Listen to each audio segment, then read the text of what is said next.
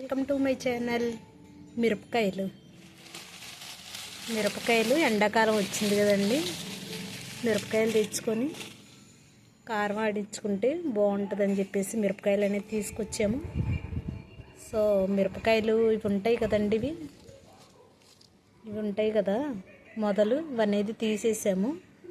So వీటి గురించి ఉపయోగం ఏంటో చెప్తానండి.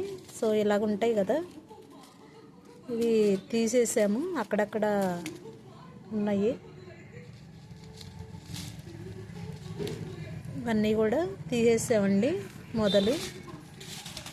సో ఇలాగ ఎండలో పెట్టేసుకొని కారం ఆడిచ్చేసుకుంటే బాగుంటుంది కదా, సమ్మర్ వచ్చిందని చెప్పేసి ఇలాగని చెప్పేసి తీసేసామండి.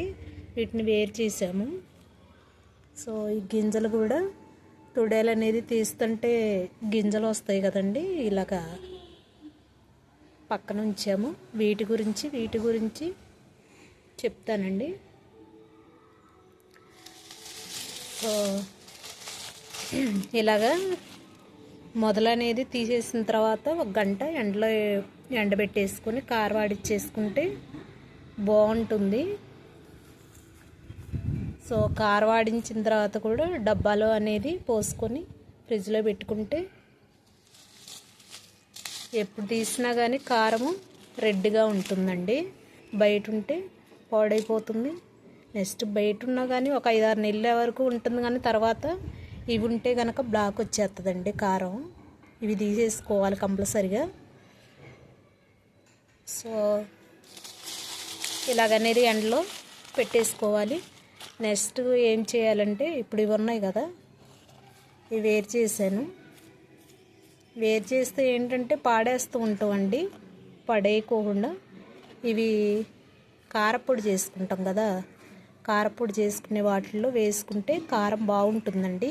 ఈ మొదలు ఉంటుందా వీటిల్లో కారం అనేది బాగుంటుంది, వేసుకుంటే బాగుంటుందండి కారపొడి. ఇలాగ ఎండలో పెట్టేసుకొని డబ్బాలో పోసేసుకుంటే సో చాలా రోజుల వరకు కారపొడి చేసుకున్నప్పుడల్లా యూజ్ చేయొచ్చు. సో నెక్స్ట్ వచ్చేసి గింజలు ఉంటాయి కదా, మనము ఇవి తీస్తాం కదండి, ఇవి తీసేటప్పుడు గింజలు వస్తూ ఉంటాయండి, ఇలాగ రాలిపోతూ ఉంటాయి. గింజలు కూడా వేస్తే కారంలో వేసేసుకోవచ్చు, లేకపోతే ఉంచుకొని పోపులో వేసుకోవచ్చండి. ఏ పోపులో అంటే పులిహోర కలుపుతాం కదా, ఆ పులిహోర పోపులో వేసుకుంటే చాలా బాగుంటాయి అన్నమాట. గింజలు బాగా కారం కారంగా పులిహోర నోటికి తగులుతూ ఉంటాయి, చాలా టేస్టీగా ఉంటుందండి. ఒకసారి వేసుకొని చూడండి. ఈ టిప్ అనేది పాటించవచ్చండి, ఇవి పులిహోరలోకి బాగుంటాయి. ఈ గింజలు అనేది మిరపకాయ గింజలు. సో ఇలాగా ఇవి కారపొడికి వేసుకోవచ్చు, ఇవి పులిహోర పోపుకి వేసుకోవచ్చు అండి.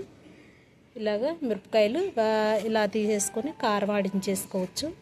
సో ఇలాగ మిరపకాయలు తెచ్చినవి ఇవి బాగా కారంగా ఉన్నాయండి. ఇలాంటి వాటిలోనే కొన్ని మిరపకాయలు అనేది ఉంచుకుంటే పచ్చళ్ళకి వాటికి బాగుంటుంది.